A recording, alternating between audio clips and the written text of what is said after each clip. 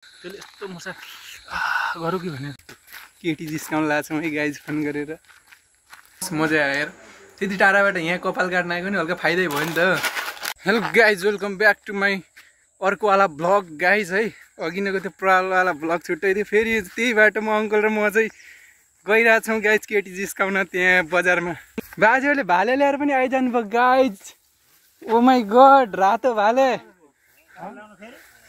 Guys भाले आइसक्यो भाले दारी काट्न जाने हो त्यही भएर उसले बाल काट्ने गरे पर चोकमा पाखरी जाने बाटो खोजिरहेको छौँ गाइज। हाम्रो खतरा भइरहेछ कि जिन्दगी है। बढिदिए अङ्कलका जन्तीमा आएर कहिले पराल बोक्न कहिले भाले खान यहाँ अनि यहाँ चिज भइरहेछ।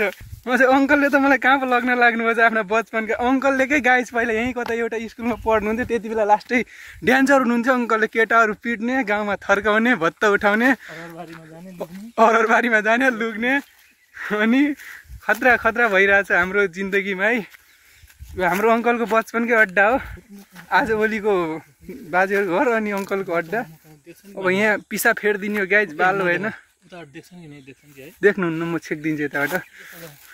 धानबारी बबाल छ यार केही हुन्न धान चाडिदिने हो गाई दामी फल्छ गौँताले धान हो यो नि यस्तै छ यस्तै छ लाइफ। आफ्नै मान्छेहरूले चिनेन तपाईँको बनाएन आफ्नो भिडियो बनाएको कि अङ्कल फेरि लाज मानेर कता गर्नुहुन्छ यार।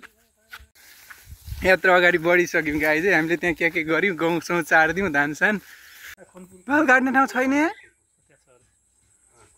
अरू के सारामै हो गाई चाहिँ हिँड्दा त खतरा प्लान भइसक्यो हाम्रो जाँड खाने प्लान भइसक्यो अङ्कलको र मेरो। त्यस्तो अरूको जस्तो होइन कि जहाँ पाए त्यही खाने केटाहरूसित गएर अङ्कल र म गोप्यमा खान्छौँ खाए पनि हल्ला गर्दैनौँ। घर अङ्कल र मैले खाए चाहिँ कसले गाली गर्ने हो त है अङ्कल खाएर हल्ला गर्ने होइन आज चिज भइजाने हो गाइस क्या चिज हुने थाहा होइन। वाह मजा आइरहेको गाइस यार बढ्दिएँ यी कस्काउने यत्रोमा न गोरु यार यिनी गोरुवाला के छोरी बिहा गरे भए दाइजो पाइन्थ्यो होला। तिनी आन्टीका हुन् क्या सुनिदिन् क्या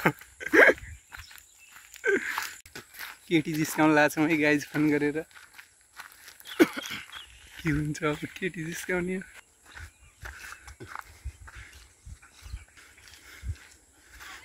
उठ्याएन कल उठ्याएन सरी यार गाइज यार हाम्रो एक्स आन्टीको फोनै उठेन यार फोन उठेन यार आन्टीको।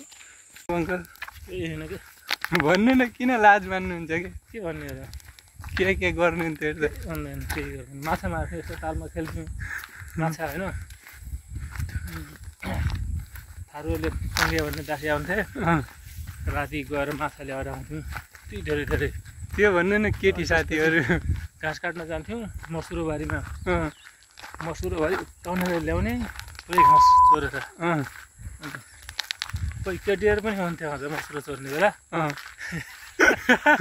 मसुरो उक्कानेले केटी पनि उक्काइदिने आयो मसुरो चोराइलिने भन्थ्यो गाई चाहिँ आप लोग समझ रहे हो।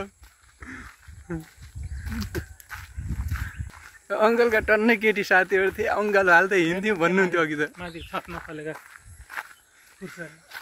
छतमा दाम त्यहाँ फार्मिङ भइरहेछ क्या जग्गाको कमी छ नेपालमा।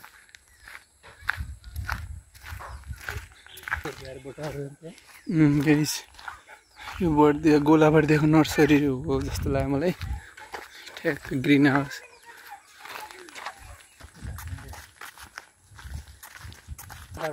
यहाँ आउनु न फोटा खिच्छु कस्तो दामी उता जानु न गाई यार धौ भेटियो कपाल काट्ने ठाउँ शुद्ध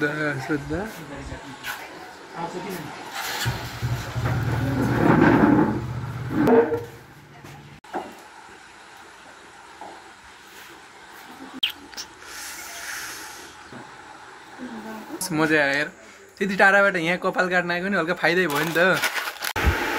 दिवस अङ्कलसित घुम्न आएको मजा गाई भुटन सिद्धन जे जे हो त्यही खान पाइन्छ क्या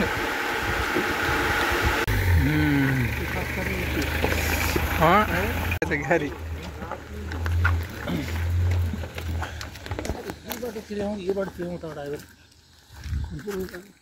उताबाट म र अङ्कल पुरा रमाइलो गर्दै गाना सुन्दै चिल हानिरहँ है फेरि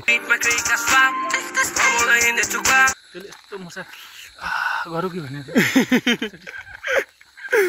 फेरि अङ्कलले रमाइलो गरेर भन्नुभयो गाइज अङ्कल त्यस्तो हुनुहुन्न फेरि एउटै आन्टी मात्रै हुनुहुन्छ घरमा हो कि नै अङ्कल त्यही भिडियोमा हल्का भ्युज आउलान् भनेर अङ्कल पनि यति बाटो हुनुहुन्छ नि गाइज यार साँच्ची के भने त्यही पनि त्यस्तै हामी एउटा चिल पारामा बाढीमा जे भेट्यो कुवा भन्दै हिँडेर हौ त्यही हो गाइज है अब के भन्नु अङ्कल बन्द गर्ने अवस्थामा पुगिसक्यो हामी भुटुवा सेकेन्ड बाढीमा जे भेट्यो कुवा भनेर सब गरेर